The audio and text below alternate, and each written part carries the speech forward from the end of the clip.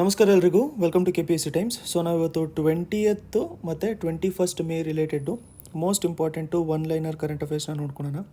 ಅದ್ರ ಜೊತೆಗೆ ಲಾಸ್ಟಲ್ಲಿ ಪಾಲಿಟಿ ರಿಲೇಟೆಡ್ಡು ಒಂದು ಮೋಸ್ಟ್ ಇಂಪಾರ್ಟೆಂಟು ಟಾಪಿಕ್ನ ನೋಡ್ಕೊಳ್ಳೋಣ. ಇದ್ರ ಮೇಲೆ ಅಟ್ಲೀಸ್ಟ್ ಒಂದು ಎಸ್ಸೆ ಕೇಳುವಂಥ ಪ್ರಾಬಬಿಲಿಟಿ ತುಂಬ ಜಾಸ್ತಿನೇ ಇರುತ್ತೆ. ಇಲ್ಲಾಂತಂದರೆ ನೀವು ಗವರ್ನೆನ್ಸ್ ರಿಲೇಟೆಡ್ ಎಸ್ಸೆ ಏನಾದರೂ ಕೇಳ್ತಾ ಇದ್ದರೆ ಅದರಲ್ಲೂ ಕೂಡ ನೀವು ಯೂಸ್ ಮಾಡ್ಕೊತಾ ಇರ್ಬೋದು. ಪಾಲಿಟಿ ರಿಲೇಟೆಡ್ಡು ಬೇಸಿಕ್ ಸ್ವಲ್ಪ ಕ್ಲಿಯರ್ ಮಾಡ್ಕೊಳ್ಳೋಣ. ಇವೆಲ್ಲದೂ ಕೂಡ ತುಂಬ ಇಂಪಾರ್ಟೆಂಟ್ ಆಗುತ್ತೆ ನಮಗೆ ಅಪ್ಕಮಿಂಗ್ ಎಕ್ಸಾಮ್ಸ್ಗಳಿಗೆ, ಆನ್ಸರ್ ರೈಟಿಂಗಿಗೆ, ಎಸ್ಪೆಷಲಿ PSI ಮತ್ತು KS ಎಕ್ಸಾಮ್ಸ್ಗಳಿಗೆ. ಸೊ ಹೊಸಬ್ರಾಗಿದ್ದರೆ ಚಾನಲ್ನ ಸಬ್ಸ್ಕ್ರೈಬ್ ಮಾಡೋದ ಮರೆಯೋಕೆ ಹೋಗಬೇಡಿ. ಅದೇ ಥರ ಬೆಲ್ ಐಕನ್ನು ಕೂಡ ಪ್ರೆಸ್ ಮಾಡ್ಕೊಂಡಿರಿ. ಲೇಟೆಸ್ಟ್ ವೀಡಿಯೋಸ್ ನೋಟಿಫಿಕೇಷನ್ ನಿಮಗೆ ಸಿಗ್ತಾ ಇರುತ್ತೆ. ಇವುಗಳ ನೋಟ್ಸು PDFs ಏನಾದರೂ ಬೇಕಾಗಿದ್ದರೆ ನಿಮಗೆ ಈ ನಂಬರಿಗೆ ಕಾಂಟ್ಯಾಕ್ಟ್ ಮಾಡ್ಕೊಂಡಿರ್ಬೋದು. ವಾಟ್ಸಪ್ ಮಾಡಿದ್ರೆ ಸಾಕಾಗಿರುತ್ತೆ. ನಮ್ಮ ವಾಟ್ಸಪ್ ಗ್ರೂಪು ಕೂಡ ನೀವು ಜಾಯ್ನ್ ಆಗಿರ್ಬೋದು. ಜೊತೆಗೆ ಇವತ್ತು ಕೆಲವೊಂದು ಇಂಪಾರ್ಟೆಂಟ್ ಸ್ಕೀಮ್ಸ್ಗಳನ್ನೂ ಕೂಡ ನಾವು ನೋಡ್ಕೊಳ್ಳೋಣ. ತುಂಬ ಹೆಲ್ಪ್ಫುಲ್ ಆಗಿರುತ್ತೆ. ಸೆಂಟ್ರಲ್ ಸೆಕ್ಟರ್ ಸ್ಕೀಮ್ಸ್ ಅವೆಲ್ಲದು. ಫಸ್ಟು ನಾವು ನೋಡಬೇಕು ಅಂತಂದರೆ obstruction of blood vessel by blood clot ಅಂತಂದರೆ ಬ್ಲಡ್ ವೆಸಲ್ಸ್ಗಳೆಲ್ಲ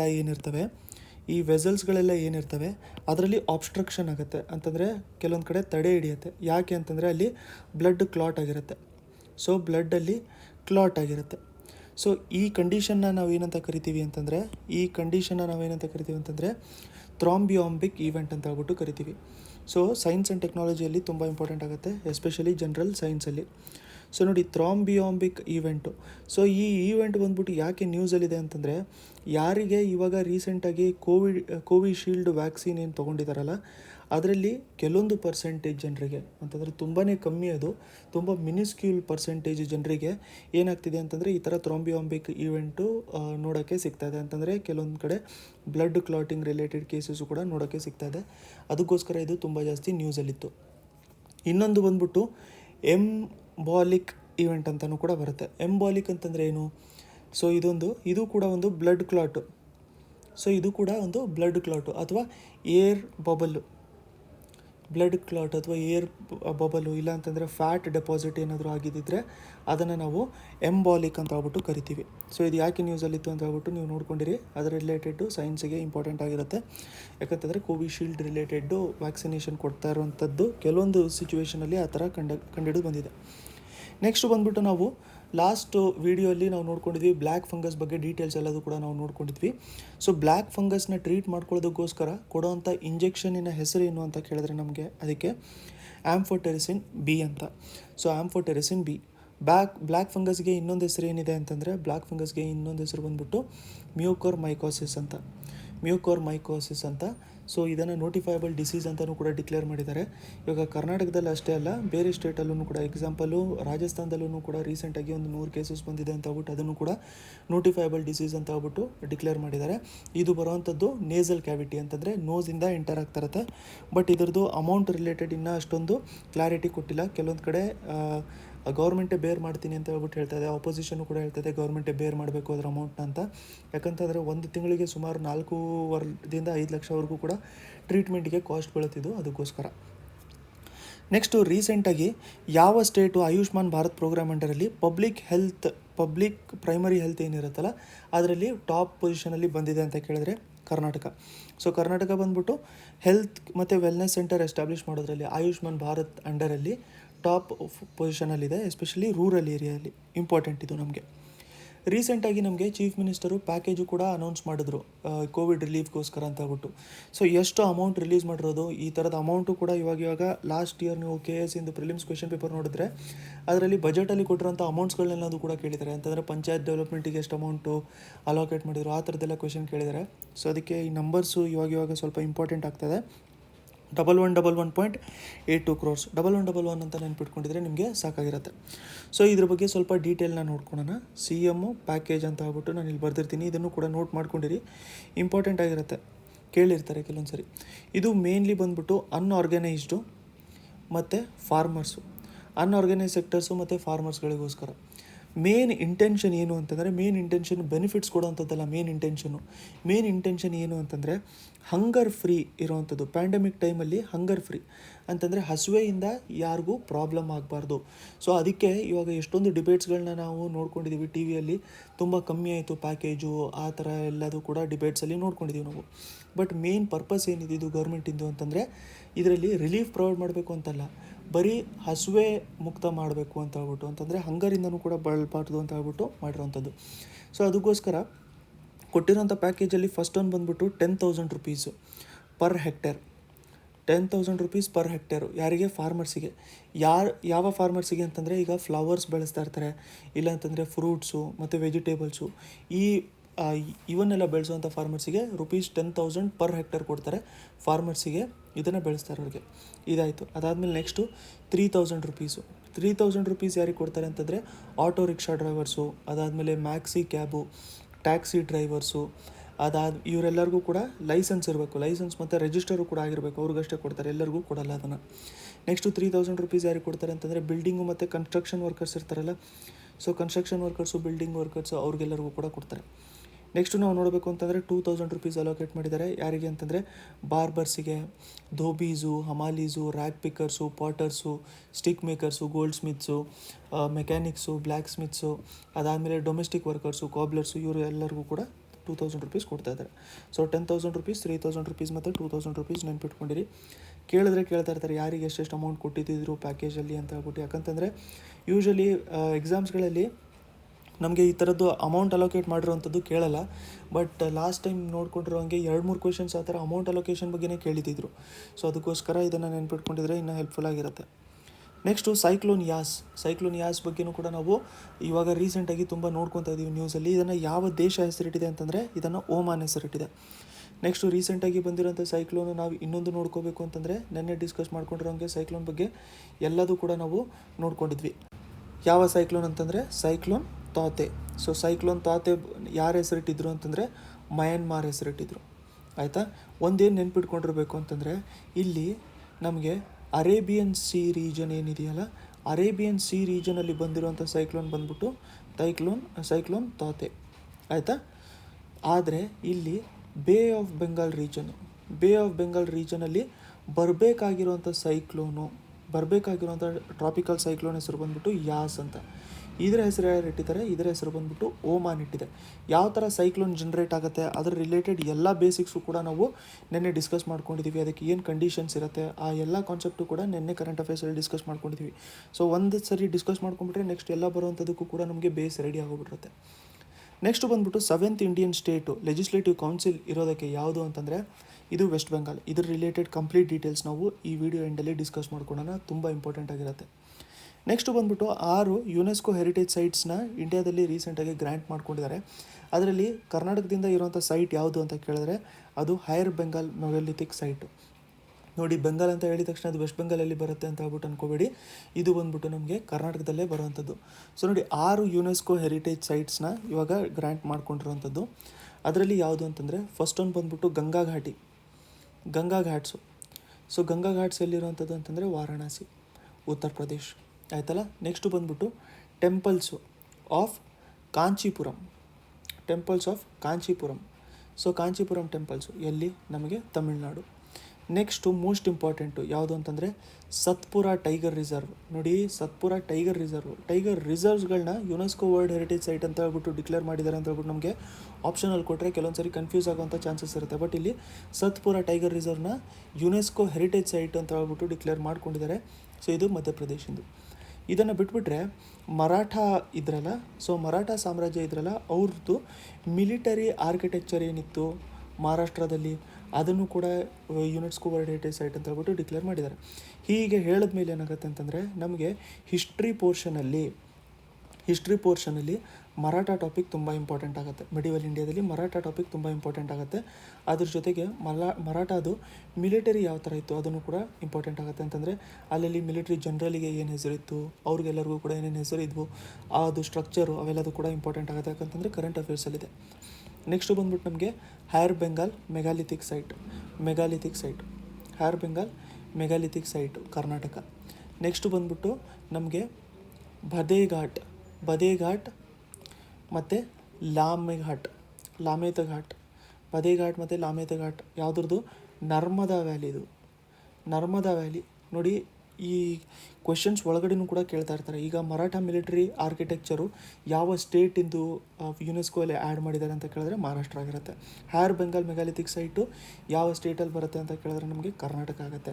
ಅದೇ ಥರ ಬಗೆ ಘಾಟು, ಲಮೇತ್ ಘಾಟು ಇದು ಯಾವ ವ್ಯಾಲಿ ಹತ್ರ ಬರುತ್ತೆ ಅಂತ ಕೇಳಿದ್ರೆ ಗಂಗಾನ, ನರ್ಮದಾನ, ಗೋದಾವರಿನ ಅಂತ ಕೇಳಿದ್ರೆ ಅದಕ್ಕೆ ಆನ್ಸರ್ ನಮಗೆ ನರ್ಮದಾ ಆಗುತ್ತೆ. ಸೊ ಈ ಥರದ ಕ್ವೆಶನ್ಸು ಕೂಡ ಕೇಳ್ತಾ ಇರ್ತಾರೆ. ಅಂತಂದರೆ ಒಂದು ಕ್ವೆಶನಿಂದ ಇಂಡೈರೆಕ್ಟಾಗಿ ಬೇರೆ ಕ್ವೆಶನ್ಸು ಕೂಡ ಕೇಳ್ತಾ ಇರ್ತಾರೆ. ಸೊ ಇವೆಲ್ಲದೂ ಕೂಡ ತುಂಬ important. UNESCO world heritage site ಅಂತೂ ಮೋಸ್ಟ್ ಇಂಪಾರ್ಟೆಂಟ್ ಟಾಪಿಕ್ಕು. ಅದರಲ್ಲಿ ರೀಸೆಂಟಾಗಿ ಬಂದಿರೋಂಥದ್ರ ಮೇಲಂತೂ 100% ಒಂದು ಕ್ವೆಶನ್ ಅಂತೂ ಕೇಳಿರ್ತಾರೆ. Next revamped Ajeevika scheme. ಹೊಸ ಅಜೀವಿಕಾ ಸ್ಕೀಮ್ಗೆ 2015 ರಿವ್ಯಾಂಪ್ ಏನು ಮಾಡ್ಕೊಂಡಿದ್ರಲ್ಲ ಅದರ ಹೆಸರು ಏನಿದೆ ಅಂತ ಹೇಳ್ಬಿಟ್ಟು ಕೇಳಿದ್ರೆ ಅದಕ್ಕೆ ಆನ್ಸರ್ ಬಂದ್ಬಿಟ್ಟು Deen Dayal Antyodaya Yojana, national rural livelihood mission. So Antyodaya Yojana ಅಂತ ಹೇಳಿದ ತಕ್ಷಣ ನಮಗೇನು ಗೊತ್ತಾಗಬೇಕು ಅಂತಂದರೆ ಫಸ್ಟ್ ಒಂದು ಬಂದ್ಬಿಟ್ಟು ಇದು livelihood related, rural house hold. So rural ಏರಿಯಾದಲ್ಲಿ ಹೌಸ್ ಹೋಲ್ಡಲ್ಲಿ ಲೈವ್ಲಿಹುಡ್ನ ನಾವು ಜಾಸ್ತಿ ಮಾಡಬೇಕು. ಲೈವ್ಲಿಹುಡ್ ಅಂತಂದರೆ ಏನು, ನಮಗೆ ಅದರಲ್ಲಿ ಕಮ್ಯುನಿಟಿ ರಿಸೋರ್ಸ್ನ ಅಂತಂದರೆ ಪರ್ಸನ್ಸ್ ಏನೇನು ಇರ್ತಾರೆ, ಅಲ್ಲಿ ಮೆಂಬರ್ಸ್ ಏನೇನು ಇರ್ತಾರೆ ಅವರಲ್ಲಿ ಕೆಪಾಸಿಟಿ ಬಿಲ್ಡಿಂಗ್ ಮಾಡಬೇಕು, ಸೋಷಿಯಲ್ ಡೆವಲಪ್ಮೆಂಟ್ ಮಾಡಬೇಕು ಅಂತ. ಸೊ ಅದಕ್ಕೆ ನಾವು ರೂರಲ್ ಹೌಸ್ ಹೋಲ್ಡ್ ಇನ್ಕಮ್ ಅಂತ ಹೇಳ್ಬಿಟ್ಟು ಕರೆಯುವಂಥದ್ದು. ಅಂತಂದರೆ ಓವರಾಲಾಗಿ ಅವರು ಡೆವಲಪ್ಮೆಂಟ್ ಮಾಡಿದ್ರೆ ಏನಾಗುತ್ತೆ, ಟ್ರೈನಿಂಗ್ ಎಲ್ಲ ಕೊಟ್ಟರೆ ಏನಾಗುತ್ತೆ ಅಂತಂದರೆ ಅವ್ರಿಗೆ ಏನಾಗುತ್ತೆ ಅಂತಂದರೆ ಅವರಿಗೆ ಬರ್ತಾ ಇರೋಂಥ ಇನ್ಕಮ್ ಜಾಸ್ತಿ ಆಗುತ್ತೆ. ಸೊ ಪರ್ಪಸ್ ಏನಿದೆ, ಇನ್ಕಮ್ ಜಾಸ್ತಿ ಮಾಡ್ಕೊಳ್ಳೋಂಥದ್ದು. ಸೊ ದೀನ್ ದಯಾಳ್ ಅಂತ್ಯೋದಯ ಯೋಜನಾ ಅಂತಂದರೆ ಇನ್ಕಮ್ನ ಜಾಸ್ತಿ ಮಾಡ್ಕೊಳ್ಳೋಂಥದ್ದು. ಲಾಂಚ್ ಮಾಡಿರೋಂಥದ್ದು ಇದನ್ನು 2015 ಇನ್ಕಮ್ ಅಂತ ಹೇಳ್ಬಿಟ್ಟು ನೆನ್ಪಿಟ್ಕೊಂಡಿರಿ. ಇದನ್ನು ಆಪ್ಷನ್ಸಲ್ಲಿ ನಮಗೆ ಫುಡ್ಡು ಮತ್ತು ಬೇರೆ LPG ಆ ಥರದ್ದೆಲ್ಲ ಕ್ವೆಶನ್ಸ್ ಕೇಳ್ತಾ ಇರ್ತಾರೆ. ಸೊ ಅದಕ್ಕೆ ಇನ್ಕಮ್ ಅಂತ ಹೇಳ್ಬಿಟ್ಟು ನೆನ್ಪಿಟ್ಕೊಂಡಿರಿ. ಆ ಪಾಯಿಂಟ್ ಇಂಪಾರ್ಟೆಂಟ್ ಆಗುತ್ತೆ ನಮಗೆ. ನೆಕ್ಸ್ಟು ನಾವು ನೋಡ್ಕೋಬೇಕು ಅಂತಂದರೆ ಪ್ರಧಾನ ಮಂತ್ರಿ ಗ್ರಾಮ್ ಸಡಕ್ ಯೋಜನಾ. ಇದನ್ನು ಯಾವಾಗ ಲಾಂಚ್ ಮಾಡಿದರು ಅಂತ ಕೇಳಿದ್ರೆ 2000 ಲಾಂಚ್ ಮಾಡಿದರು. One of the most repeated question ಇದು, ಪ್ರಧಾನ ಮಂತ್ರಿ ಗ್ರಾಮ್ ಸಡಕ್ ಯೋಜನಾ. ಸೊ ಪ್ರಧಾನ ಮಂತ್ರಿ ಗ್ರಾಮ್ ಸಡಕ್ ಯೋಜನಾ ಬಗ್ಗೆ ಎಲ್ಲ ಪಾಯಿಂಟ್ಸು ಕೂಡ ನಾವು ನೋಡ್ಕೊಳ್ಳೋಣ. ನೋಡಿ 2000 ಲಾಂಚ್ ಮಾಡಿದರು. ಏನು ಪರ್ಪಸ್ಸು ಅಂತಂದರೆ ಆಲ್ ವೆದರ್ ರೋಡ್ ಕೊಡಬೇಕು. ಎಲ್ಲಿಗೆ? ಅನ್ಕನೆಕ್ಟೆಡ್ ಏರಿಯಾಸ್ಗೆ, unconnected habitations, unconnected habitations. Over all India ಅಂತ ಅಲ್ಲ ಹೇಳಿಲ್ಲ, ಇಲ್ಲಿ ಅನ್ಕನೆಕ್ಟೆಡ್ ಹ್ಯಾಬಿಟೇಷನ್ಸ್, ಅಲ್ಲಿ ಆಲ್ ವೆದರ್ ರೋಡ್, ಎಲ್ಲ ವೆದರಲ್ಲೂ ಕೂಡ ನಡೆಯುವಂಥ ರೋಡು. ಈಗ ಅನ್ಕನೆಕ್ಟೆಡ್ ಹ್ಯಾಬಿಟೇಷನ್ ಅಂತಂದರೆ ನಾವು ಕರೆಕ್ಟಾಗಿ ಅದರ ಡೆಫಿನೇಷನ್ ನೋಡ್ಕೋಬೇಕು. ಯಾಕಂತಂದರೆ UPSCಯಲ್ಲೂ ಕೂಡ ಇದ್ರ ರಿಲೇಟೆಡ್ ಕೇಳಿದರು. ಅನ್ಕನೆಕ್ಟೆಡ್ ಹ್ಯಾಬಿಟೇಷನ್ ಅಂತಂದರೆ ಯಾವ್ದು ರಿಲೇಟೆಡ್ ಬರುತ್ತೆ ಅಂತ. ಅನ್ಕನೆಕ್ಟೆಡ್ ಹ್ಯಾಬಿಟೇಷನ್ ಅಂತಂದರೆ ನೋಡಿ, ಪಾಪ್ಯುಲೇಷನ್ ಬಂದ್ಬಿಟ್ಟು 500ಕ್ಕಿಂತ ಜಾಸ್ತಿ ಇರಬೇಕು ಪ್ಲೇನ್ ಏರಿಯಲ್ಲಿ. ಅಕಸ್ಮಾತ್ ಪ್ಲೇನ್ ಏರಿಯಾಗಳಾಗಿದ್ದರೆ 500ಕ್ಕಿಂತ ಜಾಸ್ತಿ ಇರಬೇಕು ಪಾಪ್ಯುಲೇಷನ್. ಅದೇನಾದರೂ ಹಿಲ್ಲಿ ಏರಿಯಾ ಅಥವಾ ನಾರ್ತ್ ಈಸ್ಟ್ ಏರಿಯಾ ಆಗಿದ್ದರೆ ಅಲ್ಲಿ 250ಕ್ಕಿಂತ ಜಾಸ್ತಿ ಇರಬೇಕು. ಹಿಮಾಲಯನ್ ಸ್ಟೇಟ್ಸ್ ಅಥವಾ ಡೆಸರ್ಟ್ ರೀಜನ್ ಅಥವಾ ಟ್ರೈಬಲ್ ರೀಜನ್. ಯಾಕೆ ಇಲ್ಲಿ ಪಾಪ್ಯುಲೇಷನ್ ಕಮ್ಮಿ ಹೇಳಿದ್ದಾರೆ ಅಂತಂದರೆ ಹಿಲ್ಲಿ ಏರಿಯಾ ಆಗಿರೋದ್ರಿಂದ ಅಲ್ಲಿ ಪಾಪ್ಯುಲೇಷನ್ ಆಬ್ವಿಯಸ್ಲಿ ಕನೆಕ್ಟೆಡ್ಡು ಕಮ್ಮಿನೇ ಇರುತ್ತೆ. ಹಿಲ್ಲಿ ಏರಿಯಾದಲ್ಲಿ ಇರೋಂಥವ್ರೇ ಸ್ವಲ್ಪ ಕಮ್ಮಿ ಇರ್ತಾರೆ. ಯಾಕಂತಂದರೆ ಅಲ್ಲಿ ತುಂಬ ಎಕ್ಸ್ಟ್ರೀಮ್ ಆಗಿರುತ್ತಲ್ಲ ವೆದರ್ ಕಂಡೀಷನ್ಸ್ ಎಲ್ಲ. ಹಿಮಾಲಯನ್ ಸ್ಟೇಟ್ಸ್ ಆಗಿರಲಿ, ಡೆಸರ್ಟ್ ಆಗಿರಲಿ, ಮುಂಚೆಯಿಂದನೇ ಅಲ್ಲಿ ಯಾರಿದ್ದಾರೆ ಅವ್ರಿಗೆ ರೂಢಿ ಇರುತ್ತೆ, ಅವ್ರಿಗೆ ಅಲ್ಲಿ ರೂಢಿ ಆಗಿರೋದ್ರಿಂದ ಅವರಷ್ಟೇ ಇರ್ತಾರೆ. ಸೊ ಅದಕ್ಕೆ ಪಾಪ್ಯುಲೇಷನಲ್ಲಿ ಕಮ್ಮಿ ಇರ್ತಾರೆ. ಪ್ಲೇನ್ ಏರಿಯಾ ಅಂತಂದರೆ ಬೇರೆ ಕಡೆಯಿಂದನೂ ಬಂದು ಅಲ್ಲಿ ಇರುವಂಥ ಚಾನ್ಸಸ್ ತುಂಬ ಜಾಸ್ತಿ ಇರುತ್ತೆ. ಸೊ ಅದಕ್ಕೆ ಪ್ಲೇನ್ ಏರಿಯಾಗೆ ಕಂಡೀಷನ್ ಬಂದ್ಬಿಟ್ಟು 500ಕ್ಕಿಂತ ಜಾಸ್ತಿ ಇಟ್ಟಿದ್ದಾರೆ. ಅದೇ ಹಿಲ್ಲಿ ಏರಿಯಾಗೆ ನಮಗೆ 250ಕ್ಕಿಂತ ಜಾಸ್ತಿ ಇಟ್ಟಿದ್ದಾರೆ. ಇವಾಗ ಅನ್ಕನೆಕ್ಟೆಡ್ ಹ್ಯಾಬಿಟೇಷನ್ಸ್ ಅಂತಂದರೆ ನಮಗೆ ಪಾಪ್ಯುಲೇಷನ್ ಬೇಸಿಸ್ ಗೊತ್ತಾಯಿತು. ಇವಾಗ ಅದನ್ನು ಮತ್ತೆ ಅದರೊಳಗಡೆ ಕಂಡೀಷನ್ಸ್ ಏನಿರುತ್ತೆ, ಇವಾಗ ಇಲ್ಲಿ ಆಲ್ ವೆದರ್ ರೋಡ್ ಇದೆ ಮುಂಚೆಯಿಂದನೇ. ಈ ರೋಡಿಂದ ಈ ಅನ್ಕನೆಕ್ಟೆಡ್ ಹ್ಯಾಬಿಟೇಷನ್ಸ್ ಎಷ್ಟು ದೂರ ಇದೆ ಅದ್ರ ಮೇಲೂ ಕೂಡ ಡಿಪೆಂಡ್ ಆಗುತ್ತೆ. ಗೊತ್ತಾಯ್ತಲ್ಲ, ಮುಂಚೆಯಿಂದನೇ ಇಲ್ಲಿ ಆಲ್ ವೆದರ್ ರೋಡ್ ಇದೆ. ಬಟ್ ಈ ರೋಡಿಂದ ಅನ್ಕನೆಕ್ಟೆಡ್ ಹ್ಯಾಬಿಟೇಷನ್ಸ್ ಎಷ್ಟು ದೂರ ಇದೆ ಅದ್ರ ಮೇಲೂ ಕೂಡ ಡಿಪೆಂಡ್ ಆಗುತ್ತೆ, ಆ ಸ್ಕೀಮ್ ಒಳಗಡೆ ಬರುತ್ತೋ ಇಲ್ವೋ ಅಂತ ಹೇಳ್ಬಿಟ್ಟು. ಗೊತ್ತಾಯ್ತಲ್ಲ. ಸೊ ಈ ಆಲ್ ವೆದರ್ ರೋಡಿಂದ 500 ಮೀಟ್ರ್ ದೂರ ಇರಬೇಕಷ್ಟೆ. 500 ಮೀಟ್ರ್ ದೂರ ಇರಬೇಕು. ಯಾವುದು? Plain area. ಗೊತ್ತಾಯ್ತಲ್ಲ, 500 ಮೀಟ್ರ್ ದೂರ ಇರಬೇಕು ಪ್ಲೇನ್ ಏರಿಯಾ. ಬಟ್ ಅದೇ ಹಿಲಿ ಏರಿಯಾ ಆಗಿದ್ದಿದ್ರೆ ಇನ್ನೂ ಸ್ವಲ್ಪ ಜಾಸ್ತಿ ದೂರ ಇರ್ಬೋದು, 1.5 ಕಿಲೋಮೀಟ್ರ್ ಇರ್ಬೋದು ಹಿಲಿ ಏರಿಯಾಲಿ. ಆ ಥರ ಕನೆಕ್ಟಿವಿಟಿ ಇರೋವಂಥದ್ದಕ್ಕಷ್ಟೇ ಇವರು ರೋಡ್ ಮಾಡ್ತಾರೆ. ಅದಕ್ಕಿಂತ ಜಾಸ್ತಿ ಇವಾಗ ಆಲ್ ವೆದರ್ ರೋಡ್ಗಿಂತ 2 ಕಿಲೋಮೀಟ್ರ್ ಜಾಸ್ತಿ ಇತ್ತು, ಆವಾಗ ಅದು ಸ್ಕೀಮ್ ಅಂಡರಲ್ಲಿ ಬರೋಲ್ಲ. ಗೊತ್ತಾಗ್ತಿದೆಯಲ್ಲ, ಏನೇನು ಬರೋಲ್ಲ ಅಂತ ಹೇಳ್ಬಿಟ್ಟು ಗೊತ್ತಾಗ್ತಾ ಇರಬೇಕು. 1.5 ಕಿಲೋಮೀಟ್ರ್ ಒಳಗಡೆ ಇದ್ದರೆ ಕನೆಕ್ಟ್ ಮಾಡ್ಕೊತಾರೆ. ಈಗ 500 ಮೀಟ್ರ್ ಇದೆ, 500 ಮೀಟ್ರ್ ಇರೋದೇ 1 ಕಿಲೋಮೀಟ್ರ್ ಇದ್ದರೆ ಅದು ಸ್ಕೀಮ್ ಅಂಡರಲ್ಲಿ ಬರೋಲ್ಲ. ರೋಡ್ ಮಾಡ್ಬೋದು, ಬಟ್ ಸ್ಕೀಮ್ ಅಂಡರಲ್ಲಿ ರೋಡ್ ಮಾಡಬೇಕು ಅಂತ ಹೇಳ್ಬಿಟ್ಟು ಅದು ಬರೋಲ್ಲ. ಸೊ ಈ ಡೀಟೇಲ್ಸು ನಿಮಗೆ ಗೊತ್ತಾಗಿರಬೇಕು. ಇನ್ನೊಂದು ಬಂದ್ಬಿಟ್ಟು ಇವಾಗ ನಾವು ಪಾಪ್ಯುಲೇಷನ್ ಬೇಸ್ಡ್ ಪಾಯಿಂಟ್ಸ್ ನೋಡ್ಕೊಂಡ್ವಿ. ಪಾಪ್ಯುಲೇಷನ್ ಎಷ್ಟಿರಬೇಕು, ಅದಾದಮೇಲೆ ರೋಡ್ ಕಂಡೀಷನ್ಸ್ ಅಥವಾ ಕನೆಕ್ಟಿವಿಟಿ ಎಷ್ಟಿರಬೇಕು ಅಂತ. ಇನ್ನೊಂದು ಪಾಯಿಂಟ್ ಏನು ಅಂತಂದರೆ ಯಾವ ಥರ ಡಿಸ್ಟ್ರಿಬ್ಯೂಷನ್ ಆಗಿರುತ್ತೆ ಫಂಡ್ಸಿಂದು, ಯಾರ್ಯಾರು ಅಲೋಕೇಟ್ ಮಾಡ್ತಾರೆ ಅಂತ. ಈಗ 500ಕ್ಕಿಂತ ಜಾಸ್ತಿ ಇರುವಂಥ ಪಾಪ್ಯುಲೇಷನ್ ಏರಿಯಲ್ಲಿ ಫಂಡ್ಸು ಬಂದ್ಬಿಟ್ಟು 60-40 ರೇಷಿಯೋಲ್ಲಿ. 60-40 ಅಂತಂದರೆ 60% ಅಮೌಂಟು ನಮಗೆ ಇವರು ಸೆಂಟ್ರ್ ಕೊಡ್ತಾ ಇರುತ್ತೆ, 40% ಸ್ಟೇಟ್ ನೋಡ್ಕೋಬೇಕು. ಅದೇ 250+ ಅಂತ ಹೇಳ್ಬಿಟ್ಟು ಹೇಳ್ತಾ ಇದ್ದಾರೆ ನಾರ್ತ್ ಈಸ್ಟ್ ಮತ್ತು ಹಿಲ್ ಏರಿಯಾ, ಇದರಲ್ಲಿ ಸೆಂಟರ್ ಜಾಸ್ತಿ ಮಾಡ್ಕೊಳ್ಳುತ್ತೆ 90:10 ಅಂತಂದರೆ 90% ಅಮೌಂಟು ಇದರಲ್ಲಿ ಸೆಂಟ್ರ್ ಕೊಡ್ತಾ ಇರುತ್ತೆ, 10% ಬಂದ್ಬಿಟ್ಟು ಸ್ಟೇಟ್ ಬೇರ್ ಮಾಡ್ಕೊತಾ ಇರಬೇಕು. ಈ ರೋಡ್ ಯಾವ ಥರ ಇರಬೇಕು ಅನ್ನೋದಕ್ಕೆ ಅದಕ್ಕೆ IRC ಅಂತ ಒಂದಿದೆ. IRC ಅಂತಂದರೆ ಇಂಡಿಯನ್ ರೋಡ್ಸ್ ಕಾಂಗ್ರೆಸ್ ಅಂತ. ಸೊ IRC ಡಿಸೈಡ್ ಮಾಡಿರುತ್ತೆ ಯಾವ ಥರ ರೋಡ್ಸ್ ಇರಬೇಕು ಅಂತ. IRC ಅಂತಂದರೆ ಏನಾಗಿರುತ್ತೆ, IRC ಅಂತಂದರೆ ನೆಕ್ಸ್ಟ್ ಕ್ವೆಶನ್ ಇದೆ ನೋಡಿ, ಹೈಯೆಸ್ಟ್ ಬಾಡಿ ಅದು ಹೈವೇ ಇಂಜಿನಿಯರ್ಸಿಂದು ಇಡೀ ಇಂಡಿಯಾದಲ್ಲಿ, ಅದು ಇಂಡಿಯನ್ ರೋಡ್ಸ್ ಕಾಂಗ್ರೆಸ್ ಅಂತ ಅಥವಾ IRC ಅಂತ 1934 ಅದನ್ನು ಎಸ್ಟಾಬ್ಲಿಷ್ ಮಾಡ್ಕೊಂಡಿದ್ರು. 1934 ಅಂತ ಹೇಳಿ ನಾವು ನೋಡ್ಕೊಂಡ ತಕ್ಷಣ ಇನ್ನೊಂದೇನು ನೆನ್ಪಿಟ್ಕೊಂಡಿರ್ಬೇಕು ನಿಮಗೆ ಅಂತಂದರೆ 1934 ಅಂತ ಬಂದ ತಕ್ಷಣ ಅದು ಬಂದ್ಬಿಟ್ಟು ನಮಗೆ reserve bank of India act ಕೂಡ ಅದೇ ಟೈಮಲ್ಲಿ ಬಂದಿರೋಂಥದ್ದು. ಸೊ ಅದಕ್ಕೆ ಆ ಟೈಮಲ್ಲೇ ಇಂಡಿಯನ್ ರೋಡ್ಸ್ ಕಾಂಗ್ರೆಸ್ಸು ಕೂಡ ಇತ್ತು. ಸೊ ಅದ್ರ ಪ್ರಕಾರನೇ ಇಲ್ಲಿ ರೋಡ್ಸು ಕೂಡ ಮಾಡ್ಕೋಬೇಕು ಅಂತ ಹೇಳ್ಬಿಟ್ಟು ನಾವು ನೋಡ್ಕೊಂಡಿದ್ದೀವಿ. ಇವಾಗ ನೆಕ್ಸ್ಟು ತುಂಬ ಇಂಪಾರ್ಟೆಂಟ್ ಪಾಯಿಂಟ್ ಆಗಿರೋಂಥದ್ದು ಲೆಜಿಸ್ಲೇಟಿವ್ ಕೌನ್ಸಿಲ್ ಬಗ್ಗೆ ನೋಡ್ಕೊಳ್ಳೋಣ. ಇದು ಇಂಪಾರ್ಟೆಂಟ್ ನಮಗೆ. Legislative council. ಸೊ ಎಲ್ಲ ಸ್ಟೇಟಲ್ಲೂ ಕೂಡ ಲೆಜಿಸ್ಲೇಟಿವ್ ಕೌನ್ಸಿಲ್ ಇರಲ್ಲ, ಕೆಲವೊಂದು ಸ್ಟೇಟಲ್ಲಿ ಅಷ್ಟೇ ಇರುತ್ತೆ ಲೆಜಿಸ್ಲೇಟಿವ್ ಕೌನ್ಸಿಲು. ಅದನ್ನು ಯಾವಾಗಲೂ ಕೂಡ ಕೇಳ್ತಾ ಇರ್ತಾರೆ. ಲೆಜಿಸ್ಲೇಟಿವ್ ಕೌನ್ಸಿಲ್ ಅಂತಂದರೆ ಏನು, ಲೆಜಿಸ್ಲೇಟಿವ್ ಅಸೆಂಬ್ಲಿ ಅಂತಂದರೆ ಏನು, ಅದನ್ನು ನಾವು ಒಂದು ಸ್ವಲ್ಪ ಅರ್ಥ ಮಾಡ್ಕೊಳ್ಳೋಣ. ಇವಾಗ ನಮಗೆ ಹೈಯೆಸ್ಟ್ ಬಾಡಿ ಯಾವುದಿರೋಂಥದ್ದು, ಹೈಯೆಸ್ಟ್ ಬಾಡಿ ನಮಗೆ ಪಾರ್ಲಿಮೆಂಟ್ ಇದೆ. ಇಂಡಿಯನ್ ಡೆಮೋಕ್ರಸಿ ನಾವು ನೋಡ್ಕೊಂಡಿದ್ರೆ ಪಾರ್ಲಿಮೆಂಟ್ರಿ ಸಿಸ್ಟಮಲ್ಲಿ ಪಾರ್ಲಿಮೆಂಟ್ ಇದೆ. ಪಾರ್ಲಿಮೆಂಟಲ್ಲಿ ಮೇಜರಾಗಿ 2 ಹೌಸಸ್ ಇದ್ದಾವೆ. ಯಾವುದಿದೆ, ಲೋಕಸಭಾ ಮತ್ತು ರಾಜ್ಯಸಭಾ, ಕರೆಕ್ಟ್ ಅಲ್ವಾ? ಲೋಕಸಭಾ ಮತ್ತು ರಾಜ್ಯಸಭಾ ಇದೆ. ಸೊ ಈಗ ಲೋಕಸಭಾ ಬಂದ್ಬಿಟ್ಟು ಅದರಲ್ಲಿ ನಮಗೆ ಜಾಸ್ತಿ ಸೀಟ್ಸ್ ಇರುತ್ತೆ, ರಾಜ್ಯಸಭಾದಲ್ಲಿ ಸ್ವಲ್ಪ ಕಮ್ಮಿ ಸೀಟ್ಸ್ ಇರುತ್ತೆ. ರಾಜ್ಯಸಭಾ ಬಂದ್ಬಿಟ್ಟು ಹೈಯೆಸ್ಟ್, ಇನ್ನು ದೊಡ್ಡವರ ಬಾಡಿ. ಲೋಕಸಭಾ ಬಂದ್ಬಿಟ್ಟು ಪೀಪಲ್ಸ್ ರೆಪ್ರೆಸೆಂಟೇಟಿವ್ ತುಂಬ ಜಾಸ್ತಿ ಇರುತ್ತೆ ಅಂತ ಹೇಳ್ಬಿಟ್ಟು ನಾವು ನೋಡ್ಕೊಂಡಿದ್ದೀವಿ. ಈ ಸಿಸ್ಟಮ್ ಏನಿದೆ ಅಲ್ಲ, ಈ ಸಿಸ್ಟಮ್ ಬಂದ್ಬಿಟ್ಟು ಸೆಂಟರಲ್ಲಿ ಇರುವಂಥದ್ದು, ಡೆಲ್ಲಿಯಲ್ಲಿ ಇರುವಂಥದ್ದು ಈ ಸಿಸ್ಟಮು. ಸೊ ಲೋಕಸಭಾದಲ್ಲಿ ಇರುವಂಥವ್ರಿಗೆ ನಾವೇನಂತ ಕರಿತೀವಿ, ಮೆಂಬರ್ ಆಫ್ ಪಾರ್ಲಿಮೆಂಟ್ ಅಂತ ಕರಿತೀವಿ. ರಾಜ್ಯಸಭಾದಲ್ಲೂ ಕೂಡ ಮೆಂಬರ್ ಆಫ್ ಪಾರ್ಲಿಮೆಂಟ್ ಅಂತ ಹೇಳ್ಬಿಟ್ಟು ಕರಿತೀವಿ, ಕರೆಕ್ಟ್ ಅಲ್ವಾ? ಇದೇ ಥರ ಸಿಸ್ಟಮು ಸ್ಟೇಟ್ಗಳಲ್ಲಿ ಯಾವ ಥರ ಇರುತ್ತೆ, ಸ್ಟೇಟ್ಗಳಲ್ಲಿ ಏನಿರುತ್ತೆ ಅಂತಂದರೆ ಈಗ ಸ್ಟೇಟ್ ಅಸೆಂಬ್ಲೀಸ್ ಅಂತ ಹೇಳ್ಬಿಟ್ಟು ಕರಿತೀವಿ. ಸೊ ಸ್ಟೇಟಲ್ಲಿ ಯಾವ ಥರ ಇರುತ್ತೆ ಅಂತಂದರೆ ಸ್ಟೇಟಲ್ಲಿ ಯೂಶ್ವಲಾಗಿ ಲೆಜಿಸ್ಲೇಟಿವ್ ಅಸೆಂಬ್ಲಿ ಅಂತ ಇರುತ್ತೆ. ಲೆಜಿಸ್ಲೇಟಿವ್ ಅಸೆಂಬ್ಲಿ ಅಂತಂದರೆ ಸಿಮಿಲರ್ ಲೋಕಸಭಾ ಥರನೇ, ಬಟ್ ಇದು ಸ್ಟೇಟಲ್ಲಿ ಬರುತ್ತೆ, ಕರೆಕ್ಟ್ ಅಲ್ವಾ? ಲೆಜಿಸ್ಲೇಟಿವ್ ಅಸೆಂಬ್ಲಿ ಇರುತ್ತೆ.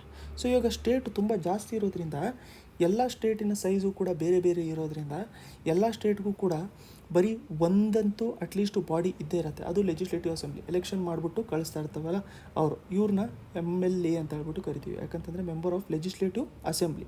LA ಅಂತಂದರೆ ಲೆಜಿಸ್ಲೇಟಿವ್ ಅಸೆಂಬ್ಲಿ. ಬಟ್ ಕೆಲವೊಂದು ದೊಡ್ಡ ಸ್ಟೇಟ್ ಇರುತ್ತೆ, ಇಲ್ಲ ಅಂತಂದರೆ ಆ ಸ್ಟೇಟಿಗೆ ಇನ್ನೊಂದು ಬಾಡಿ ಬೇಕು ಅಂತ ಹೇಳ್ಬಿಟ್ಟು ರಿಕ್ವೈರ್ಮೆಂಟ್ ಇರುತ್ತೆ.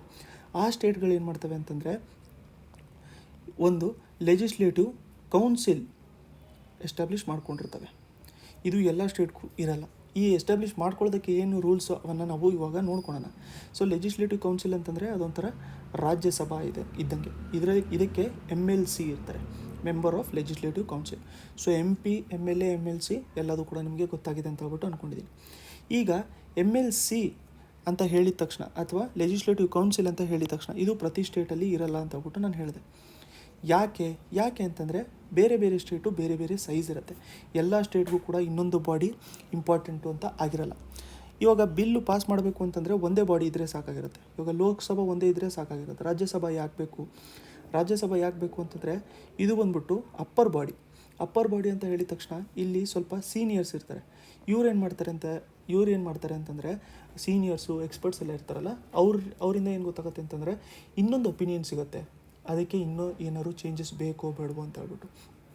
ಸೊ ಡಿಸಿಷನ್ ಮೇಕಿಂಗ್ ಸ್ವಲ್ಪ ಲೇಟ್ ಆಗ್ತಾಯಿದ್ರೂ ಕೂಡ ಇನ್ನೊಂದು ಒಪಿನಿಯನ್ ಸಿಗೋದ್ರಿಂದ ತುಂಬ ಇಂಪಾರ್ಟೆಂಟ್ ಆಗಿರುತ್ತೆ.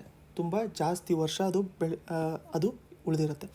ಅದಕ್ಕೋಸ್ಕರ ಯಾವಾಗಲೂ ಕೂಡ ಪಾರ್ಲಿಮೆಂಟಿಂದ ಪಾಸ್ ಮಾಡಿರೋಂಥ ಲಾ ಏನಿರ್ತಾವಲ್ಲ, ಪಾರ್ಲಿಮೆಂಟಲ್ಲಿ ಲೋಕಸಭಾ ಮತ್ತು ರಾಜ್ಯಸಭಾ ಇಬ್ಬರೂ ಸೇರಿಬಿಟ್ಟು ಪಾಸ್ ಮಾಡಿರೋವಂಥದ್ದು ಲಾ ಏನಿರುತ್ತಲ್ಲ ಅದು ತುಂಬ ವರ್ಷ ನಡೀತಾ ಇರುತ್ತೆ. ಬಟ್ ಅದೇ ನಮಗೆ ಸುಪ್ರೀಂ ಕೋರ್ಟ್ ಏನಾದರೂ ಪಾಸ್ ಮಾಡ್ಕೊತಾ ಇದ್ರೆ ಅದಕ್ಕೆ ಡಿಬೇಟ್ಸ್ಗಳು ತುಂಬ ಜಾಸ್ತಿ ಆಗ್ತಾ ಇರುತ್ತೆ. ಯಾಕೆ ಅಂತಂದರೆ ಪಾರ್ಲಿಮೆಂಟಲ್ಲಿ ಪಾಸ್ ಮಾಡಬೇಕು ಅಂತಂದರೆ ನೋಡಿ, ಲೋಕಸಭಾನೂ ಅದ್ರ ಮೇಲೆ ಡೀಟೇಲ್ಸ್ ಹೇಳುತ್ತೆ, ಲೋಕಸಭಾದಲ್ಲೂ ಕೂಡ ಡಿಬೇಟ್ ಆಗುತ್ತೆ, ರಾಜ್ಯಸಭಾದಲ್ಲೂ ಕೂಡ ಡಿಬೇಟ್ ಆಗುತ್ತೆ. ಅದಾದಮೇಲೆ ಪ್ರೆಸಿಡೆಂಟು ಕೂಡ ಇನ್ನೊಂದು ಸರಿ ನೋಡ್ಕೊತಾರೆ, ಅದನ್ನು ಏನಾದರೂ ಪ್ರೆಸಿಡೆಂಟಿಗೆ ಅನಿಸಿದ್ರೆ ಅದ್ರ ಮೇಲೆ ಇನ್ನೊಂದು ಸರಿ ನೀವು ಅನಲೈಸ್ ಮಾಡಿ ಅಂತ ಹೇಳ್ಬಿಟ್ಟು ಕಳಿಸೋವಂಥ ಪ್ರೊವಿಷನ್ ಇರುತ್ತೆ. ಬಟ್ ಸುಪ್ರೀಂ ಕೋರ್ಟಲ್ಲಿ ಏನಾದರೂ ಒಂದು ರೂಲ್ಸ್ ಪಾಸ್ ಮಾಡಿಬಿಟ್ರೆ ಅಲ್ಲಿ ಬೆಂಚ್ ಇರುತ್ತೆ, 4ರಿಂದ 5 ಜನ ಇರ್ಬೋದು, ಇಲ್ಲಾಂತಂದರೆ ಮ್ಯಾಕ್ಸಿಮಮ್ 9 ಜನ ಇರ್ಬೋದು, ಒಬ್ಬರೇ ಇರ್ಬೋದು, 3 ಜನ ಇರ್ಬೋದು. ಕರೆಕ್ಟ್ ಅಲ್ವಾ? ಸೊ ಈ ಥರ ಬೆಂಚ್ ಇರೋದ್ರಿಂದ ಏನಾಗುತ್ತೆ ಅಂತಂದರೆ ಇವ್ರನ್ನ ಜನ ಎಲೆಕ್ಟ್ ಮಾಡಿರಲ್ಲ, ಇವರು ಸೆಲೆಕ್ಟ್ ಆಗಿ ಬಂದಿರ್ತಾರೆ. ಕರೆಕ್ಟ್ ಅಲ್ವಾ? ಇವರು ಸೆಲೆಕ್ಟ್ ಆಗಿ ಅಥವಾ ಅಪಾಯಿಂಟ್ ಆಗಿ ಬಂದಿರ್ತಾರೆ, ಇವರು ಎಲೆಕ್ಟ್ ಆಗಿ ಬಂದಿರಲ್ಲ. ಸೊ ಅದಕ್ಕೆ ಜನರ ಸೆಂಟಿಮೆಂಟ್ಸು ಕೋರ್ಟಿಗೆ ಕಮ್ಮಿ ಗೊತ್ತಾಗುತ್ತೆ ಅಂತ ಹೇಳ್ಬಿಟ್ಟು ಹೇಳ್ತಾ ಇರ್ತಾರೆ. ಬಟ್ ಪ್ರಾಬ್ಲಮ್ ಆದಾಗ ಬ್ಯಾಲೆನ್ಸ್ ಮಾಡ್ಕೊಳ್ಳೋಕ್ಕೆ ಕೋರ್ಟು ಕೂಡ ಹೇಳ್ತಾ ಇರುತ್ತೆ ಜನರ ಸೆಂಟಿಮೆಂಟ್ಸ್ ಮೇಲೆ. ಎಕ್ಸಾಂಪಲ್, ಇವಾಗ ಕೋವಿಡ್ ಸಿಚುವೇಶನ್ ಹ್ಯಾಂಡಲ್ ಮಾಡ್ಕೋಬೇಕು ಅಂತಂದರೆ ಇವಾಗ ಪಾರ್ಲಿಮೆಂಟ್ ಇರೋದ್ರಿಂದ, ಪಾರ್ಲಿಮೆಂಟು ಅಷ್ಟೊಂದು ನೀಟಾಗಿ ಕೆಲಸ ಮಾಡದೇ ಇರೋದ್ರಿಂದ ಸುಪ್ರೀಂ ಕೋರ್ಟು ಸುವೋ ಮೋಟೋ ಕೇಸ್, ಅದಕ್ಕೆ ಬೇಕು ಅಂತಲೇ ಕೇಸ್ನ ತೊಗೊಂಡ್ಬಿಟ್ಟು ಅದರ ರಿಲೇಟೆಡು ಆಕ್ಸಿಜನ್ ಸಪ್ಲೈ ಕರೆಕ್ಟಾಗಿ ಆಗ್ತಿದೆಯೋ ಇಲ್ವೋ, ಯಾವ ಸ್ಟೇಟ್ಗೆ ಎಷ್ಟು ಆಕ್ಸಿಜನ್ ಕೊಟ್ಟಿದ್ದೀರಾ, ಯಾಕೆ ಕಮ್ಮಿ ಕೊಟ್ಟಿದ್ದೀರಾ, ಆ ಥರದ್ದೆಲ್ಲದು ಕೂಡ ಅನಲೈಸಿಸು ಸುಪ್ರೀಂ ಕೋರ್ಟ್ ಮಾಡ್ತಾ ಇರುತ್ತೆ. ಈ ಥರ ಒಂದು ಬ್ಯಾಲೆನ್ಸು ನೋಡ್ಕೊಂಡು ಹೋಗ್ತಾ ಇರುತ್ತೆ. ಸೊ ಬೇಸಿಕ್ಸ್ ನಿಮಗೆ ಗೊತ್ತಾಗಿದೆ ಅಂತ ಹೇಳ್ಬಿಟ್ಟು ಅಂದ್ಕೊಂಡಿದ್ದೀನಿ. ಇವಾಗ ಏನಾಗಿತ್ತು ಅಂತಂದರೆ 6 ಸ್ಟೇಟ್ಗಳಲ್ಲಿ, ಸದ್ಯಕ್ಕೆ 6 ಸ್ಟೇಟ್ಗಳಲ್ಲಿ ಲೆಜಿಸ್ಲೇಟಿವ್ ಕೌನ್ಸಿಲ್ ಇತ್ತು. ಯಾವುದ್ಯಾವುದು? ಆಂಧ್ರ ಪ್ರದೇಶ್ ಫಸ್ಟೊಂದು, ಆಂಧ್ರ ಪ್ರದೇಶ್ ಸೆಕೆಂಡ್ ಒಂದು ಬಂದ್ಬಿಟ್ಟು ತೆಲಂಗಾಣ, ಆಂಧ್ರ ಪ್ರದೇಶ ತೆಲಂಗಾಣ, ಥರ್ಡ್ ಒಂದು ಬಂದ್ಬಿಟ್ಟು ನಮಗೆ ಬಿಹಾರ್, ಫೋರ್ತ್ ಒಂದು ಬಂದ್ಬಿಟ್ಟು ನಮಗೆ ಉತ್ತರ ಪ್ರದೇಶ್, ಫಿಫ್ತ್ ಒಂದು ಬಂದ್ಬಿಟ್ಟು ನಮಗೆ ಮಹಾರಾಷ್ಟ್ರ, ಸಿಕ್ಸ್ತ್ ಒಂದು ಬಂದ್ಬಿಟ್ಟು ಕರ್ನಾಟಕ. ಆಯಿತಾ? ಸೊ ಇವಾಗ 6 ಸ್ಟೇಟಲ್ಲಿ ನಮಗೆ ಲೆಜಿಸ್ಲೇಟಿವ್ ಕೌನ್ಸಿಲ್ ಇತ್ತು. ಎಷ್ಟು ಜಾಸ್ತಿ ಸ್ಟೇಟ್ಸ್ ಇದ್ದಾವೆ ನಮಗೆ, ಆದರೆ 6 ಸ್ಟೇಟ್ಗಳಲ್ಲಷ್ಟೇ ಇದ್ದಿದ್ದು. ಯಾಕಂತಂದರೆ ಬೇರೆ ಸ್ಟೇಟಿಗೆ ಅವಕ್ಕೆ ಅನಿಸಿಲ್ಲ, ರಿಕ್ವೈರ್ಮೆಂಟ್ ಇಲ್ಲ. ಎಕ್ಸಾಂಪಲು ರಾಜಸ್ಥಾನ ನಾವು ನೋಡ್ಕೋಬೇಕು ಅಂತಂದರೆ ಅವರು ಅವಾಗವಾಗ ನಮಗೆ ಬೇಕು ಅಂತ ಹೇಳ್ಬಿಟ್ಟು ಮಾಡ್ಕೊತಾ ಇರ್ತಾರೆ, ಬೇಡ ಅಂತಂದರೆ ಅವರು ಅದನ್ನು ಅಬಾಲಿಷು ಕೂಡ ಮಾಡ್ಕೊಂಡಿರ್ತಾರೆ. ಸೊ ಇದಕ್ಕಿಂತ ಮುಂಚೆ ನಾವು ನೋಡ್ಕೋಬೇಕು ಅಂತಂದರೆ ಜಮ್ಮು ಆ್ಯಂಡ್ ಕಾಶ್ಮೀರಲ್ಲೂ ಕೂಡ ಲೆಜಿಸ್ಲೇಟಿವ್ ಕೌನ್ಸಿಲ್ ಇತ್ತು. ಬಟ್ 2019 ಆರ್ಟಿಕಲ್ 370 ನಾವು ಅಬಾಲಿಷ್ ಮಾಡಿದ್ಮೇಲೆ ಏನಾಯಿತು ಅಂತಂದರೆ ಜಮ್ಮು ಆ್ಯಂಡ್ ಕಾಶ್ಮೀರಲ್ಲಿ ಡಿವಿಷನ್ ಹಾಕ್ಬಿಟ್ಟು, ಅಂತಂದರೆ ಅಲ್ಲಿ ಲದಾಖು ಮತ್ತು ಜಮ್ಮು ಆ್ಯಂಡ್ ಕಾಶ್ಮೀರ ಆಯಿತು. ಇವೆರಡನ್ನೂ ಕೂಡ ಯೂನಿಯನ್ ಟೆರಿಟರಿ ಮಾಡಿದ್ರು. ಅದರಲ್ಲಿ ಲದಾಖ್ ಬಂದ್ಬಿಟ್ಟು ಯೂನಿಯನ್ ಟೆರಿಟರಿಯಾಗಿ ಉಳ್ಕೊಳ್ಳುತ್ತೆ. ಜಮ್ಮು ಆ್ಯಂಡ್ ಕಾಶ್ಮೀರನ ಸದ್ಯಕ್ಕೆ ಯೂನಿಯನ್ ಟೆರಿಟರಿ ಮಾಡಿದ್ದೀವಿ, ಬಟ್ ನೆಕ್ಸ್ಟ್ ಅದಕ್ಕೆ ಸ್ಟೇಟ್ ಹುಡ್ಡು ಕೂಡ ಕೊಡ್ತೀವಿ. ಇಂಪ್ರೂವ್ಮೆಂಟ್ ಆದಮೇಲೆ ಸ್ಟೇಟ್ ಹುಡ್ಡು ಕೂಡ ಕೊಡ್ತೀವಿ. ಅದಾದಮೇಲೆ ಬೇಕು ಅಂತಂದರೆ ನಾವು ಲೆಜಿಸ್ಲೇಟಿವ್ ಕೌನ್ಸಿಲ್ನ ಎಸ್ಟಾಬ್ಲಿಷ್ ಮಾಡ್ಕೋಬೋದು ಅಂತ ಹೇಳ್ಬಿಟ್ಟು ಹೇಳಿರೋವಂಥದ್ದು. ಅಂದರೆ ಜಮ್ಮು ಆ್ಯಂಡ್ ಕಾಶ್ಮೀರಲ್ಲಿ ಮುಂಚೆ ಇತ್ತು, ಬಟ್ ಇವಾಗ ಜಮ್ಮು ಆ್ಯಂಡ್ ಕಾಶ್ಮೀರ ಅನ್ನೋದೇ ಇವಾಗ ಯೂನಿಯನ್ ಟೆರಿಟರಿ ಆಗಿರೋದ್ರಿಂದ ಇವಾಗ ಅದರಲ್ಲಿ ಇಲ್ಲ. ಇಷ್ಟು ಪಾಯಿಂಟ್ ಗೊತ್ತಾಗಿದೆ ಅಂತ ಹೇಳ್ಬಿಟ್ಟು ಅಂದ್ಕೊಂಡಿದ್ದೀನಿ. ಇವಾಗ ಏನಾಗಿದೆ ಅಂತಂದರೆ ವೆಸ್ಟ್ ಬೆಂಗಾಲ್ಗೂ ಕೂಡ ಇವರು ಅಸೆಂಬ್ಲಿ ಕೊಟ್ಟಿದ್ದಾರೆ, ಕೌನ್ಸಿಲು ಕೊಟ್ಟಿದ್ದಾರೆ. West Bengal most important. Recent ಯಾವುದು ಮಾಡಿರೋಂಥದ್ದು ಅಂತಂದರೆ ವೆಸ್ಟ್ ಬೆಂಗಾಲ್ ಆಗಿರುತ್ತೆ. ಆಯಿತಾ? ಸೊ ಈಗ ವೆಸ್ಟ್ ಬೆಂಗಾಲಿಗೆ 7th ಸ್ಟೇಟ್ ಆಗಿದೆ ಈಗ ಲೆಜಿಸ್ಲೇಟಿವ್ ಕೌನ್ಸಿಲು ಇರೋದಕ್ಕೆ. ಆಯಿತಾ? ಇದು ಯಾವ ಆರ್ಟಿಕಲಲ್ಲಿ ಮೆನ್ಷನ್ ಮಾಡಿದ್ದಾರೆ? ಇದು 169, ಆರ್ಟಿಕಲ್ ನಂಬರ್ 169 ಮೆನ್ಷನ್ ಮಾಡಿದ್ದಾರೆ. ಸರಿ, ಆರ್ಟಿಕಲ್ 169 ಏನು ಹೇಳುತ್ತೆ? ಆರ್ಟಿಕಲ್ 169 ಏನು ಹೇಳುತ್ತೆ ಅಂತಂದರೆ ಪಾರ್ಲಿಮೆಂಟು, ಆಯಿತಾ, ಪಾರ್ಲಿಮೆಂಟು ಬೇಕು ಅಂತಂದರೆ ಕ್ರಿಯೇಟ್ ಮಾಡ್ಬೋದು, ಇಲ್ಲ ಅಂತಂದರೆ ಅಬಾಲಿಷ್ ಮಾಡ್ಬೋದು. ಆಯಿತಾ? ಈ ಪಾಯಿಂಟ್ ಇಂಪಾರ್ಟೆಂಟು. ಯಾರು ಕ್ರಿಯೇಟ್ ಅಬಾಲಿಷ್ ಮಾಡುವಂಥದ್ದು ಅಂತಂದರೆ ಪ್ರೆಸಿಡೆಂಟ್ ಅಲ್ಲ, ಪಾರ್ಲಿಮೆಂಟು ಕ್ರಿಯೇಟ್ ಮಾಡ್ಬೋದು ಅಥವಾ ಅಬಾಲಿಷ್ ಮಾಡ್ಬೋದು ಲೆಜಿಸ್ಲೇಟಿವ್ ಕೌನ್ಸಿಲ್ನ ಸ್ಟೇಟಲ್ಲಿ. ಬಟ್ ಅದು ಕಂಡೀಷನ್ ಏನಿರುತ್ತೆ ಅಂತಂದರೆ ಆ ಸ್ಟೇಟಿನ ಲೆಜಿಸ್ಲೇಟಿವ್ ಅಸೆಂಬ್ಲಿ ಒಂದು ರೆಸೊಲ್ಯೂಷನ್ ಪಾಸ್ ಮಾಡಬೇಕು, ನಮಗೆ ಒಂದು ಕೌನ್ಸಿಲು ಕೂಡ ಬೇಕು ಅಂತ ಹೇಳ್ಬಿಟ್ಟು ಒಂದು ರೆಸೊಲ್ಯೂಷನ್ ಪಾಸ್ ಮಾಡಬೇಕು. ಈ ರೆಸೊಲ್ಯೂಷನ್ನ ಸ್ಪೆಷಲ್ ಮೆಜಾರಿಟಿಯಲ್ಲಿ ಪಾಸ್ ಮಾಡಿರಬೇಕು, 2/3 of the members present and voting. So special ಮೆಜಾರಿಟಿಯಲ್ಲಿ ಸ್ಟೇಟಿನ ಅಸೆಂಬ್ಲಿ ಏನಾದರೂ ರೆಸೊಲ್ಯೂಷನ್ ಪಾಸ್ ಮಾಡಿದ್ರೆ ಆ ಟೈಮಲ್ಲಿ ಪಾರ್ಲಿಮೆಂಟು ಕ್ರಿಯೇಟ್ ಮಾಡುತ್ತೆ ಒಂದು ಲೆಜಿಸ್ಲೇಟಿವ್ ಕೌನ್ಸಿಲ್ನ. ಇಲ್ಲ ಅಂತಂದರೆ ಸ್ಪೆಷಲ್ ಮೆಜಾರಿಟಿಯಲ್ಲಿ ಏನಾದರೂ ಸ್ಟೇಟು ಪಾಸ್ ಮಾಡಿದ್ರೆ ರೆಸೊಲ್ಯೂಷನ್ನು, ಆ ಟೈಮಲ್ಲಿ ಪಾರ್ಲಿಮೆಂಟು ಅಬಾಲಿಷ್ ಮಾಡುತ್ತೆ ಏನನ್ನ ಲೆಜಿಸ್ಲೇಟಿವ್ ಕೌನ್ಸಿಲ್ನ. ಸೊ ಇಷ್ಟು ಪಾಯಿಂಟ್ಸು ಗೊತ್ತಾಗಿದೆ ಅಂತ ಹೇಳ್ಬಿಟ್ಟು ಅಂದ್ಕೊಂಡಿದ್ದೀನಿ. ಇವಾಗ ನಾವು ಲೆಜಿಸ್ಲೇಟಿವ್ ಅಸೆಂಬ್ಲಿ ಮತ್ತು ಲೆಜಿಸ್ಲೇಟಿವ್ ಕೌನ್ಸಿಲ್ ಮಧ್ಯದಲ್ಲಿ ಡಿಫ್ರೆನ್ಸ್ನ ನೋಡ್ಕೊಳ್ಳೋಣ. ಆಯಿತಾ? ಲೆಜಿಸ್ಲೇಟಿವ್ ಅಸೆಂಬ್ಲಿಯಲ್ಲಿ ಮತ್ತು ಲೆಜಿಸ್ಲೇಟಿವ್ ಕೌನ್ಸಿಲಲ್ಲಿ ಮೋಸ್ಟ್ ಇಂಪಾರ್ಟೆಂಟ್ ಟಾಪಿಕ್ ಇದು. ಯಾಕಂತಂದರೆ ಬರೀ ಒಂದ್ರ ಬಗ್ಗೆ ಕೇಳ್ತಾ ಇಲ್ಲ, ಇವಾಗ ಏನು ಮಾಡ್ಕೊತಾ ಇದ್ದಾರೆ ಅಂತಂದರೆ ಡಿಫ್ರೆನ್ಸಸ್ ಕೇಳ್ತಾ ಇದ್ದಾರೆ ತುಂಬಾ ಜಾಸ್ತಿ. ಇವಾಗ ಲೆಜಿಸ್ಲೇಟಿವ್ ಅಸೆಂಬ್ಲಿ ಅಂತ ಹೇಳಿ ಬಂದ ತಕ್ಷಣ ಏನಾಗುತ್ತೆ ಅಂತಂದರೆ ಅದು ಲೋವರ್ ಹೌಸ್ ಆಗುತ್ತೆ, ಸ್ಟೇಟಲ್ಲಿ ಲೋವರ್ ಹೌಸ್ ಆಗುತ್ತೆ. ಇವೆರಡು ಎಲ್ಲದೂ ಕೂಡ ನಾವು ಸ್ಟೇಟಲ್ಲೇ ನೋಡ್ತಾ ಇರುತ್ತದಲ್ಲ. ಸೊ ಲೋವರ್ ಹೌಸ್ ಆಗುತ್ತೆ, ಇದು ಬಂದ್ಬಿಟ್ಟು ಅಪ್ಪರ್ ಹೌಸ್ ಆಗುತ್ತೆ. ಇದನ್ನು ನೋಟ್ ಮಾಡ್ಕೊಂಡಿರಿ ನೀವು. ಇದು ಲೋವರ್ ಹೌಸು, ಇದು ಅಪ್ಪರ್ ಹೌಸು. ಈ ಲೋವರ್ ಹೌಸ್ ಆಗಿರೋದ್ರಿಂದ ಇದನ್ನು ಡೈರೆಕ್ಟ್ಲಿ ಎಲೆಕ್ಟ್ ಮಾಡಿರ್ತಾರೆ ಜನ, ಡೈರೆಕ್ಟ್ಲಿ ಎಲೆಕ್ಟೆಡ್ ಬೈ ಪೀಪಲ್. ಇದರಲ್ಲಿ ಬಂದ್ಬಿಟ್ಟು ಪಾರ್ಟ್ಲಿ ಎಲೆಕ್ಟೆಡ್ಡು, ಪಾರ್ಟ್ಲಿ ನಾಮಿನೇಟೆಡ್. ಆಯಿತಾ? Most important topic. Partly elected, partly nominated. ಇದರಲ್ಲಿ ಎಲ್ಲ ಎಲೆಕ್ಟೆಡ್ ಇರ್ತಾರೆ, ಇದರಲ್ಲಿ ಪಾರ್ಟಾಗಿ ಎಲೆಕ್ಟ್ ಮಾಡಿರ್ತಾರೆ, ಪಾರ್ಟಾಗಿ ನಾಮಿನೇಟ್ ಮಾಡಿರ್ತಾರೆ. ಸೊ ಇಲ್ಲಿ ಪಾರ್ಟಾಗಿ ಎಲೆಕ್ಟ್ ಮಾಡೋದ್ರಲ್ಲೂ ಕೂಡ ಕೆಲವೊಂದು ಕಂಡೀಷನ್ಸ್ ಇರುತ್ತೆ. ಎಲ್ಲರೂ ಹೋಗ್ಬಿಟ್ಟು ಎಲೆಕ್ಷನ್ಗೆ ಹೋಗೋಕ್ಕಾಗಲ್ಲ, ಟೀಚರ್ಸ್ ಹೋಗ್ಬೋದು, ಆ ಥರದ್ದು ಕೆಲವೊಂದು ಕಂಡೀಷನ್ಸ್ ಇರುತ್ತೆ. ಮಿನಿಮಮ್ ಏಜ್ ಏನು ಮೆಂಬರ್ಶಿಪ್ಪಿಗೆ, ಲೆಜಿಸ್ಲೇಟಿವ್ ಕೌನ್ಸಿಲಿಗೆ ಅಂತಂದರೆ 25 ವರ್ಷ ಇರಬೇಕು. ಕೌನ್ಸಿಲಿಗೆ 30 ವರ್ಷ ಇರಬೇಕು. ಗೊತ್ತಾಯ್ತಲ್ಲ? ನೆಕ್ಸ್ಟ್ ಬಂದ್ಬಿಟ್ಟು ಪ್ರಿಸೈಡಿಂಗ್ ಆಫೀಸರ್ ಯಾರಿರ್ತಾರೆ ಅಸೆಂಬ್ಲಿಯಲ್ಲಿ ಪ್ರಿಸೈಡಿಂಗ್ ಆಫೀಸರ್ ಬಂದ್ಬಿಟ್ಟು ನಮಗೆ ಸ್ಪೀಕರ್ ಇರ್ತಾರೆ. ಬಟ್ ಅದೇ ಕೌನ್ಸಿಲಲ್ಲಿ ಪ್ರಿಸೈಡಿಂಗ್ ಆಫೀಸರ್ ನಮಗೆ ಚೇರ್ಮನ್ ಇರ್ತಾರೆ. ಗೊತ್ತಾಯ್ತಲ್ವಾ? ಸೊ ಇದರಲ್ಲಿ ಸ್ಟ್ರೆಂತ್ ಏನಿರುತ್ತೆ, ಸ್ಟ್ರೆಂತ್ ಬಂದ್ಬಿಟ್ಟು ನಮಗೆ ಅಸೆಂಬ್ಲಿಯಲ್ಲಿ ಮ್ಯಾಕ್ಸಿಮಮ್ 500, ಮಿನಿಮಮ್ ಬಂದ್ಬಿಟ್ಟು 60 ಇರುತ್ತೆ. ಆಯ್ತಲ್ವಾ? ಸೊ ಇದರಲ್ಲಿ ಸ್ಟ್ರೆಂತ್ ಎಷ್ಟಿರುತ್ತೆ? 500 ಇರುತ್ತೆ, ಮಿನಿಮಮ್ಮು 60 ಇರುತ್ತೆ. ಇದರಲ್ಲಿ ನೋಡಿ ಚೇಂಜಸ್ ಇರುತ್ತೆ. ಯಾಕಂತಂದರೆ ಕೌನ್ಸಿಲ್ ಬಂದ್ಬಿಟ್ಟು ಒಂದೊಂದು ಸ್ಟೇಟಲ್ಲಿ ಒಂದೊಂದು ರಿಕ್ವೈರ್ಮೆಂಟ್ ಥರ ಹೇಳ್ತಾ ಇರ್ತಾರೆ. ಬಟ್ 15% ಅಷ್ಟೇನೋ ಇರಬೇಕು ಅಂತ ಹೇಳ್ಬಿಟ್ಟು ಹೇಳ್ತಾರೆ. ಬಟ್ ಸ್ಟ್ರೆಂತ್ ಎಷ್ಟಿರಬೇಕು ಅಂತಂದರೆ 1/3 ಆಫ್ ಅಸೆಂಬ್ಲಿ. ಅಂತಂದರೆ ಈಗ ಅಸೆಂಬ್ಲಿಯಲ್ಲಿ ಎಷ್ಟು ನಮಗೆ 90 ಸೀಟ್ ಇದ್ದಾವೆ ಅಸೆಂಬ್ಲಿಯಲ್ಲಿ ಅಂತಂದರೆ 1/3 ಎಷ್ಟಿರ್ಬೋದು? ಮ್ಯಾಕ್ಸಿಮಮ್ 30 ಜನರು ಇರ್ಬೋದು ಅಷ್ಟೇ ಕೌನ್ಸಿಲಲ್ಲಿ. ಮಿನಿಮಮ್ ಬಂದ್ಬಿಟ್ಟು 40 ಅಂತಂದರೆ ಮಿನಿಮಮ್ 40 ಅಂತಂದರೆ ಅಸೆಂಬ್ಲಿಯಲ್ಲಿ ಅಟ್ಲೀಸ್ಟ್ ನಮಗೆ 120ಕ್ಕಿಂತ ಜಾಸ್ತಿ ಇರಲೇಬೇಕು ಸೀಟ್ಸು ಅಲೋಕೇಶನ್, ಅವಾಗಷ್ಟೇ ನಾವು ಕೌನ್ಸಿಲಿಗೆ ತೊಗೊಬೋದು ಅಂತ ಹೇಳ್ಬಿಟ್ಟು ಹೇಳ್ತಾ ಇರ್ತಾರೆ. ಸೊ ಇಷ್ಟು ಡಿಫ್ರೆನ್ಸ್ ಇದ್ದಾವೆ. ಇವೆಲ್ಲ ನಿಮ್ಗೆ ಗೊತ್ತಾಗಿದೆ ಅಂತ ಹೇಳ್ಬಿಟ್ಟು ಅಂದ್ಕೊಂಡಿದ್ದೀನಿ. ಸೊ ಇದು ಕಂಪ್ಲೀಟಾಗಿ ಗೊತ್ತಾಗಿದ್ದರೆ LC ಅಂತ ಹೇಳ್ಬಿಟ್ಟು ಕಮೆಂಟ್ ಸೆಕ್ಷನಲ್ಲಿ ಕಮೆಂಟ್ ಮಾಡ್ಕೊಂಡಿರಿ. ನೆನ್ನೆ ಡಿಸ್ಕಸ್ ಮಾಡ್ಕೊಂಡಿರೋಂಥ ಕರೆಂಟ್ ಅಫೇರ್ಸಲ್ಲಿ ಐರನ್ ಡೋಮ್ ಬಗ್ಗೆ ನಾವು ನೋಡ್ಕೊಂಡಿದ್ವಿ. ಐರನ್ ಡೋಮು ಯಾವ ಕಂಟ್ರಿಗೆ ಬಿಲಾಂಗ್ ಆಗುತ್ತೆ ನಿಮ್ಗೆ ಗೊತ್ತಿದ್ದರೆ ಕಮೆಂಟ್ ಸೆಕ್ಷನಲ್ಲಿ ಅದರ ಆನ್ಸರ್ನ ಕಮೆಂಟ್ ಮಾಡ್ಕೊಂಡಿರಿ. ನೋಟ್ಸು PDFಸ್ಗಳಿಗೋಸ್ಕರ ನೀವು ಈ ನಂಬರ್ಗೆ ಕಾಂಟ್ಯಾಕ್ಟ್ ಮಾಡ್ಕೊಂಡಿರ್ಬೋದು. ನೆಕ್ಸ್ಟ್ ವೀಡಿಯೋಲಿ ಮತ್ತೆ ಸಿಗೋಣ.